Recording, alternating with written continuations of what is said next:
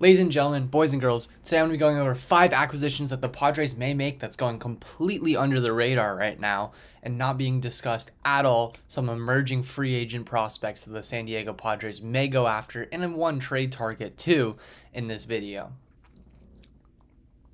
How's it going, everyone? My name is Friar. Welcome back to another video where today we're going to be discussing 5 emerging free agents slash possible trade acquisitions in this video. Let's go and hop right into it. Guys, I've discussed every single one of these players on my podcast. If you're yet to check that out, make sure to do that. Go ahead and click the thing in the corner. Also, we stream it every Friday night, new guests live on YouTube. Make sure to come check it out and join us, please, please, please. Without further ado, let's hop into this list. Starting off at number 1, a guy that I'm a major fan of and is consistently growing on me, Nathan Eovaldi. This is a guy that can throw 100. Sure, he's had some injury troubles in his career, but he's what I like to call a gamer. The guy's a gamer. You know, he goes out there, he shoves, he throws 100. He has a great splitter. He has a great slider. He has all the makes to be one of the best pitchers on the San Diego Padres. When he's on, he's arguably one of the best pitchers in baseball. There's not a lot of pitchers on his level.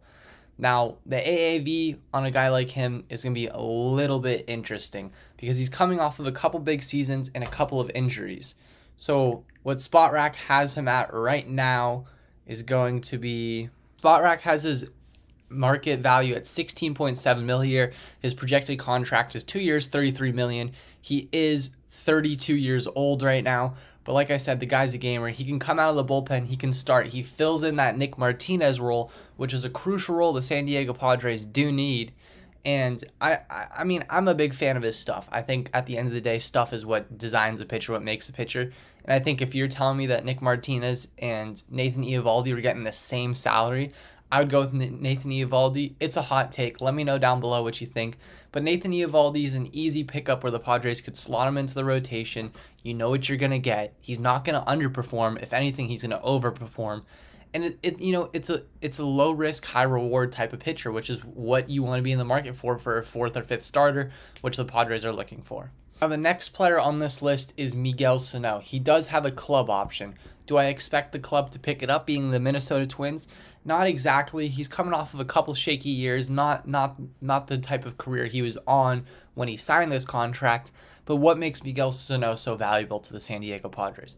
Well, he's a power hitter, something that the Padres need. This guy is a guy that's put up 30, 40 home run seasons in his career. Yes, he doesn't play the greatest defense. He is a right-handed hitter. He's just, in my opinion, he's Luke Voit, who's going to hit for more power. The strikeouts are definitely going to be up there, but in terms of what he brings to the team, I think the value of him is immense. There's not a projection on his contract on SpotRack because he's opting out, or the club's not picking up his option. But if I had to guess, it's going to be under the 10 mil range, which is really where we want to shoot for.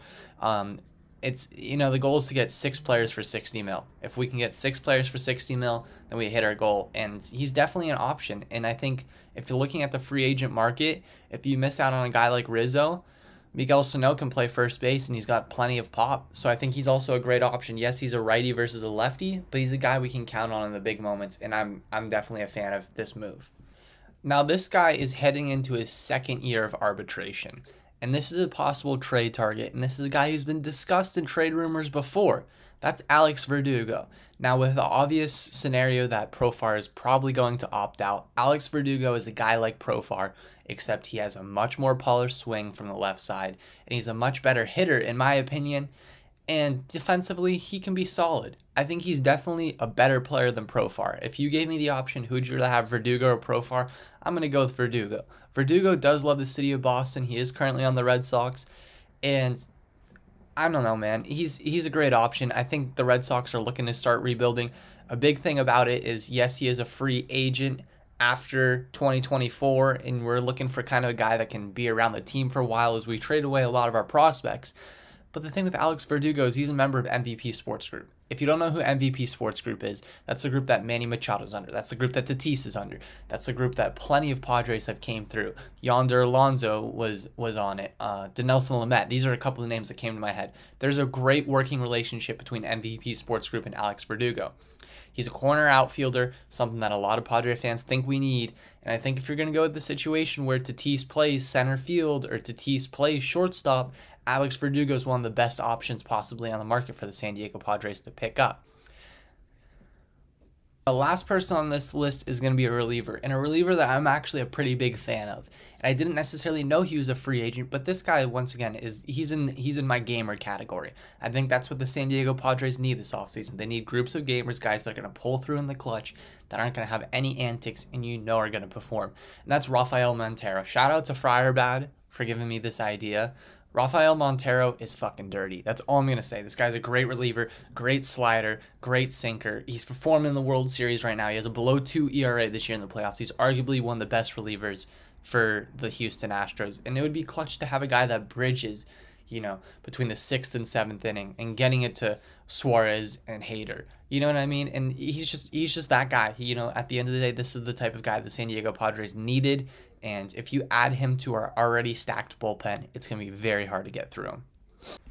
The last player I'm going to discuss, and definitely the most controversial, Cody Bellinger. I think 100% this is a guy I'm willing to take a risk on. If you're willing to throw Grisham into a trade to get Alex Verdugo, now you have a hole, and that hole can be filled by Cody Bellinger. This is a guy that's going to get non-tendered for sure. There's no way the Dodgers pick up his $25 million. And I mean, at worst, he plays like Trent Grisham.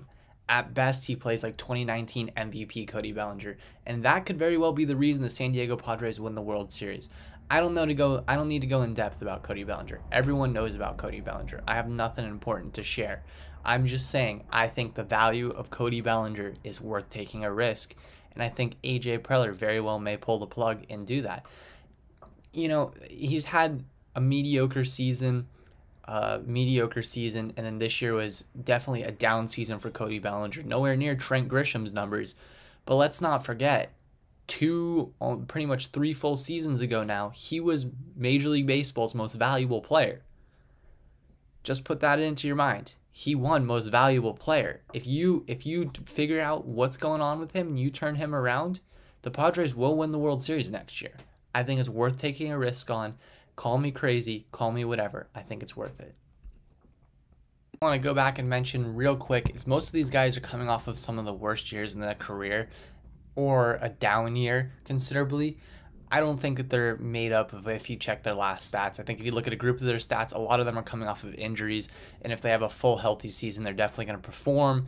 Going back to Alex Verdugo, this is a guy that, does the Profar role better than Profar can. He could very well be a leadoff hitter on the San Diego Padres. The guy has pop. The guy hits for average. He's a valuable player all around, and I think he's an upgrade from Profar if it's possible to make a trade for him. These are some of the guys that I've heard, and I can imagine the San Diego Padres and AJ Preller going after. Comment down below if you have anyone else that you think could possibly head to San Diego. Thank you guys so much for watching, and I'll see you in the next video. Peace.